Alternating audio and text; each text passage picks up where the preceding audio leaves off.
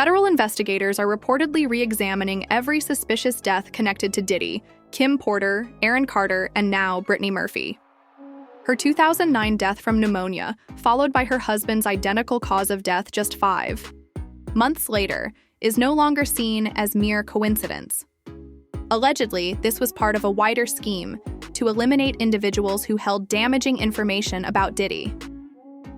One chilling pattern repeats itself: pneumonia. Why do those who distance themselves from Diddy suddenly die from the same rare condition? She was an actress with big potential. Then Brittany Murphy died young. Well, now a new HBO Max documentary is looking into the star's troubled final years. It's your first look at the blockbuster documentary that reveals new chilling information about the mysterious death of actress Brittany Murphy. I met this guy who's so totally amazing. The former It Girl, known for the films Clueless, 8 Mile, and for dating Ashton Kutcher, died in her home at age 32. Media and paparazzi surrounded the home that she shared with her husband, Simon Monjack. I'm a happy type person. I smile a lot. She's a Scorpio. What else do you need to know? I'm a double Scorpio. Double Scorpio. She evidently collapsed in the bathroom. Brittany Murphy was allegedly involved in a secret affair with Ashton Kutcher, while Ashton was still married to Demi Moore. He reportedly confided in Diddy, fearing exposure. Brittany had just married with Ashton when he introduced her to Diddy. For years, their relationship was kept under wraps. In 2007, Brittany married Simon Monjack, a man later accused of being a con artist. Around the same time, Diddy began dating Cassie. Then in 2009, shortly after Diddy's star-studded 40th birthday, Brittany Murphy was found dead from pneumonia. I've never seen a case where a young wife dies and 5 months later a youngish husband dies, basically from the same underlying factors. Not only the same underlying factors, but even the couple's final hours alive are eerily similar.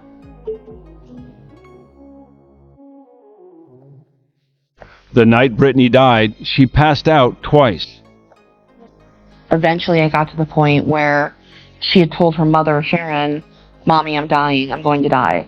To me, that is alarming that a mother would ignore those requests for help, those cries for help from her own daughter. I was around Ashton Kutcher and Diddy before, and they were speaking about Brittany Murphy. And I don't think I ever told this story, and I'm about to tell this story here. While he was married to Demi Moore, he was still sneaking around seeing Brittany Murphy. You understand? We were going to Nets game, so we picked him up, and he was explaining to Diddy that every time he goes to Brittany's house, paparazzi always catches him or almost catch him coming out her apartment or coming out the building. Diddy was telling him that's either the doorman or your security. You know what I'm saying? He was still married to Demi Moore at the time. So you could have something, you could be right. Because it's crazy how they said her and Kim and some other individual with them around them all died of pneumonia and they were in perfect health. It just gave me the shivers, that, because how can these two people be around the same people but die of the same death? Is it a case of the stories that are going to expose them off?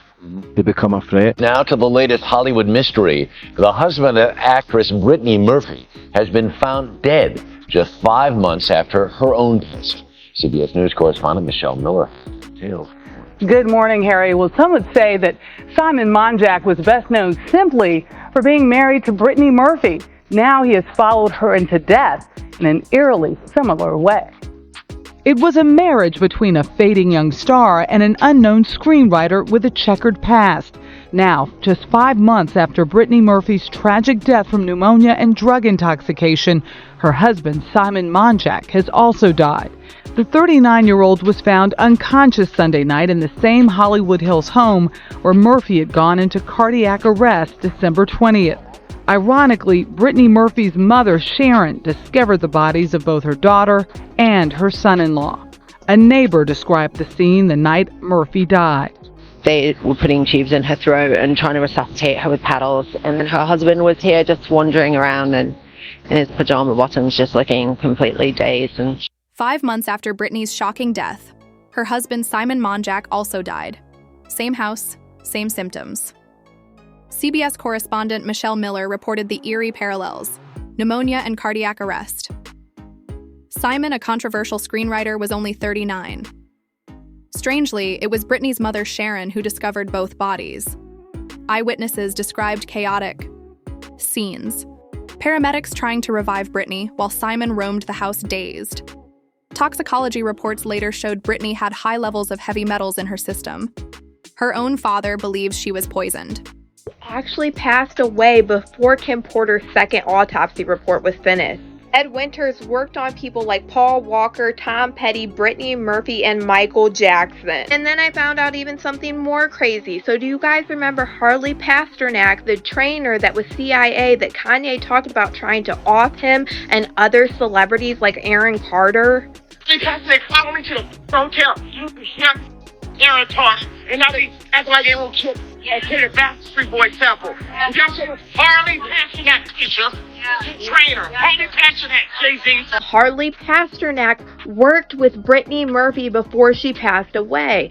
Harley Pasternak claimed that Brittany Murphy's husband hired him to work with Brittany, but when she came into his gym, he was sure that she was under the influence of something. Yeah, right. And what makes everything even worse is the fact that Brittany Murphy dated Ashton Kutcher around the same time that he was best friends with Diddy. And it's been alleged for years that before Brittany Murphy passed away, she was getting ready to expose SA that was happening in Hollywood. And we know even though Ashton Kutcher was friends with Diddy, he worked at an organization for these SA child and women victims. That was up until 2023, until Ashton Kutcher decided to resign from Thorne because he sent a letter in support of Danny Masterson, basically discrediting all of his victims and saying how much of a great guy he was. So a man for years that sat on a board trying to help women and children, that was also friends with someone like Diddy, was dating Brittany Murphy, and she was allegedly getting ready to expose the industry in some things that she knew. And Harley Pasternak just so happened to be around her right before she passed away. Nah. The official autopsy claimed Brittany died of pneumonia and severe anemia. But here's the contradiction. Severe anemia causes serious respiratory distress. If she was struggling to breathe, why wasn't she taken to the hospital? Even more disturbing, Brittany reportedly told her mother, "I think I'm going to die." Why was no emergency call made? You see 95 Rising Glen Road.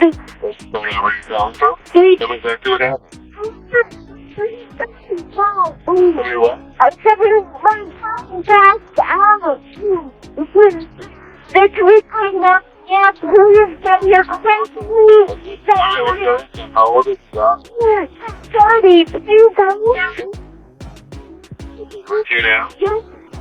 Got my Can I be out? We're going to send somebody here. Wait. right here. Right now? Okay. Yeah. Alright. Tell me to see what happened. Yeah. Okay. Careful. There's a defibrillator available.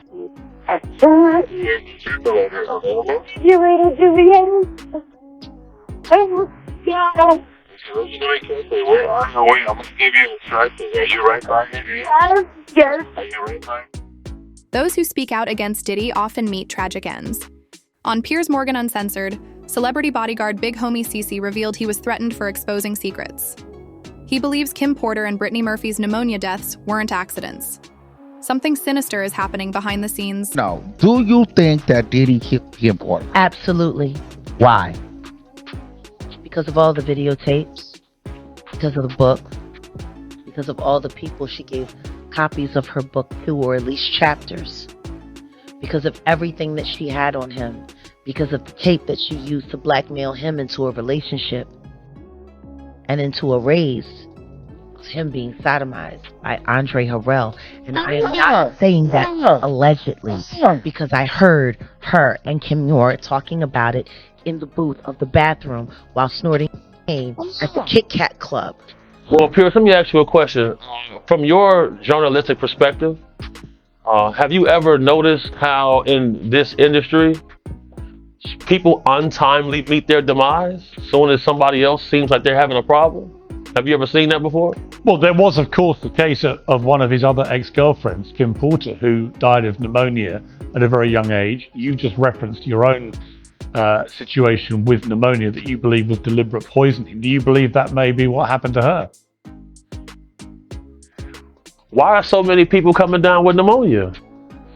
Why is that happening to everybody? What is that about? Where have you ever seen this many cases of pneumonia associated with one situation? So, There were rumors. I'm not saying. Well, I was going to mention on this that there have been rumors circulating online that Diddy may have poisoned Jamie Foxx, which caused his 2023 hospitalization. In his Netflix show, he compared Combs to the devil in revealing his near-death experience after a brain bleed and stroke. He said, I say this all the time, saw the tunnel, I didn't see the light, it was hot in that tunnel. I thought, shit, have I gone to the wrong place? I looked at the end of a tunnel and I thought I saw the devil saying, come on, or was that puff? If Kim Porter and Brittany Murphy truly died from pneumonia, why didn't top doctors catch it during routine checkups? Kim was examined by elite medical professionals just a week before her death. Her records showed no signs of illness.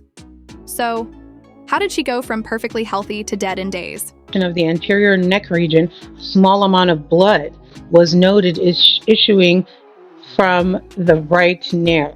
Small amount of white frothy sputum was also noted issuing from the mouth. So she had foam coming out of her mouth. What appeared to be a contusion was noted to the left upper arm. Multiple small red dots and what appeared to be a small contusion was noted to the right upper arm. What appeared to be small contusions were also noted to the bilateral posterior upper legs. Piercings were noted to the bilateral ears, implants were noted to the bilateral breast, a vertical line of discoloration was noted extending from the upper abdomen to the groin region, the back was unremarkable, no other scars, marks, or apparent signs of trauma were noted. Rigor was noted to be a 3 throughout the body, lividity was fixed and appeared to be consistent with the decedent's position upon my arrival. Identification, the decedent was positively identified as Kimberly Antoinette Porter. Next of kin, they notified the son and other family members. The decedent was not married. I spoke with Detective Patike at the scene and he confirmed this information. Organ tissue procurement was not addressed with the family, and autopsy notification, it says no exam notification was. Terrence Howard once said, "They come at you from the shadows." In Hollywood, enemies don't confront you. They follow, poison, and dismantle your life without leaving fingerprints. These deaths aren't random. They're calculated erasures of threats to powerful people. Before y'all talk about me, y'all need to talk to me. See, once upon a time, if a man questioned another man's honor, he didn't do it from the shadows. He had to do it out in the open. It was nasty. Shuts down. Not hiding behind a keyboard or tucked behind a big close up. Citing Section 107 of the Copyright Act does not give you free rein to say misrepresentation. Fair use is not used for character assassination. Take my words. I am with my ideas. Twist them to feed your fear and inflate your ego. If you profit off of my name while calling me a liar, then be prepared to stand behind your accusation. The old world then did hide behind anything when they spoke against someone. They had to speak it with their whole being. If you're going to speak against me, use the same courage that it took for me to say those truths. Hollywood has long forced actors into drugs, abuse, and exploitation. Brittany Murphy's career faded after Sin City in 2005. Was it because she refused to participate in so-called couch castings? Insiders say she was blackballed for not playing the game. When she tried to speak up, the industry silenced her. You gotta take drugs. You're going through so much to try and deal with life. You are literally, it's an unhealthy space. And so eventually you're going to go too far. You know, who knows what happened to Philip? Who knows what he had to do in order to get to where he was at? There's a lot of things that people do that end up sitting and they can't get over it. And they got to keep getting high, hoping to get it out of their head. You know, but when you lose your man card, that's the only thing I can think of. You lose your damn man card. What is that? What do you mean by that? You give up your ability, your right to being a man. Man don't take it, a man gives it. So when you give up that man card, you don't get that back. Are you saying what I think you're saying? Now, I'm saying what I'm saying. You don't get that back. You come into this world as a man one time. You give up that right for anything, for fear of being hurt, fear of somebody doing something, for wanting to gain something. When you give up that man card right, you lose some spiritual energy that has always been pushing through. Like if a woman gives up her womanly right of being a mother and taking care of her family and do all those things. When you give up those things, but when you give up your manhood, I've never seen somebody recover from it. That was all the people that went to the puffy parties. That was all the people that did all those things thinking that there was never going to be a consequence for what they were doing. Get punked out and pimped out by some greater desire. You shouldn't have a greater desire than being a man. So I believe that's a big problem with a lot of the actors out there because they get fluid. And next thing you know, once you go fluid, it's gone. You don't have any foundation to pull yourself back from. So maintain your man. Oscar-nominated actor Terrence Howard walked away from Hollywood to protect his soul. On the Patrick Bet-David podcast, he claimed he turned down huge roles to maintain his integrity. Allegedly, Diddy once propositioned him, but Terrence refused. His testimony backs the claim that this industry thrives on sexual power dynamics and silent compliance. I get it. So you see some guys struggling with that. You see Bieber struggling with that. You see some of these guys struggling with that. They can't get it out of their head. They can't get it out of their head. The things that they did, no matter how they did it, whether they were drunk or high or whatever, you gave up your man card. You need therapy. And that's the thing that hurts them the most. And so they end up on drugs, end up every way to try and get rid of any principles there are. And that's what the business does. And the women that trade their bodies to go and get the role, they get to the point where they have their Oscar, they have their money, but they don't have their dream. They don't have the soul that they started with. So it's like achieving don't mean anything. If I get all the Nobel Prizes from doing all of this, but in the process I have to trade out all of my integrity to do it so that they can stay in place, what benefit is that if I lose my integrity? You got to go in as a principal. And what we were brought in here as men. We produce 1,500 sperm per heartbeat for a reason, because the aggression is necessary. You don't trade that in, no matter what.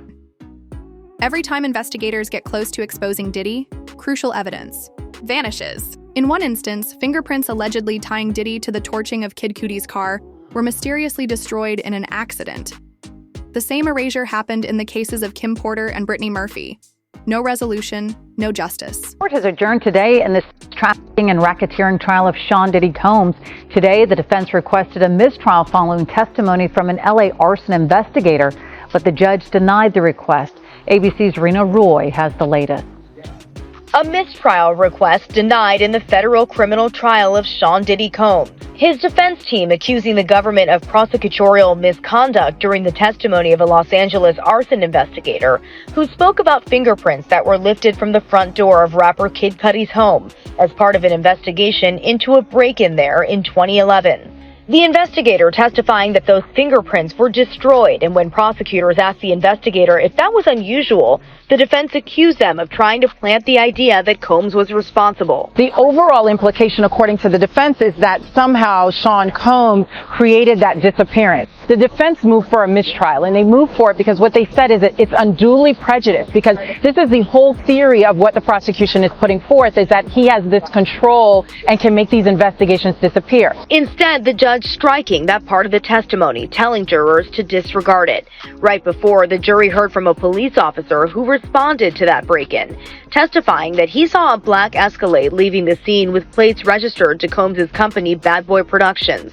The arson investigator also testified testifying about another incident at Kid Cudi's home in 2012 when his Porsche was set on fire. He testified about the smoke and fire damage in these photos that were shown to the jury and said he determined the fire was targeted and started with a Molotov cocktail. Kid Cudi last week testified he believed Combs was responsible for both incidents after finding out he was dating Cassie Ventura. For the first time in decades, hard evidence against Diddy has made it to court. Photos from his arrest revealed that his infamous freak-off parties were still happening, even after law enforcement raided his Miami mansion. This time, the system couldn't cover for him fast enough. First look inside Combs' Miami mansion the day federal agents busted the gate open last year to raid it. Federal agent testifying about the evidence, guns and ammo seized from Diddy's home that were found near alleged freak-off supplies, which included dozens of bottles of baby oil and boxes of platform heels, bondage restraints, and bundles of rope. Also photographed as evidence that day, motivational messages on Combs' bathroom mirror that included "You a legend" and "Upward motion," and drugs. Lots of drugs, including ones found in plastic bags inside a Gucci bag, and orange tablets with the Tesla logo that tested positive for Diddy wasn't just hosting secret parties, he was recording them. Victims claim he used these tapes to blackmail female employees. One such victim, Mia, testified in court and provided evidence that Diddy used video footage to control her through fear and coercion. We just got new exhibits today. Take a look at these photos that prosecutors have just released. They're pictures of Diddy's former girlfriend, Cassie Ventura, with what she says are bruises on her back and legs, which you can see here, and also a gash above her eye. Also released today, some pictures from when Diddy was arrested in September of last year at the Park Hyatt Hotel in New York. And a special agent with Homeland Security testified last week that some of the items found included baby oil, drugs, these pink packets of ketamine. There's also this image of a knife wedged in a door. Now, Combs, he aren't sure if he's going to be taking a stand in his own defense, but he denies all of the allegations against him. But will all of these witnesses really prove the government's charges that he was running this criminal empire and that he's guilty of? Cassie, Mia endured horrific abuse. In a note she wrote in 2011, she listed her job duties, including protect him at all times and anticipate his needs, whims, and moods.